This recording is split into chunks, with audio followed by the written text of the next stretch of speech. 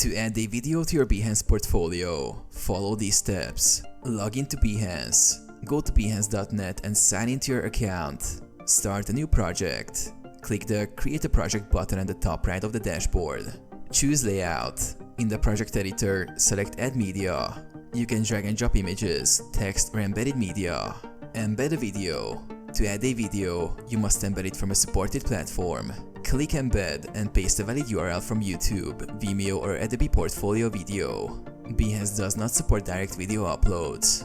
Adjust size and layout. Resize and reposition the embedded video within the layout as needed. You can also add descriptive text or other project assets around it. Add project details. Include a title, description, creative fields, and text to help users discover your work. Publish. Click Publish to make your project live. Make sure your video is set to public on YouTube or Vimeo.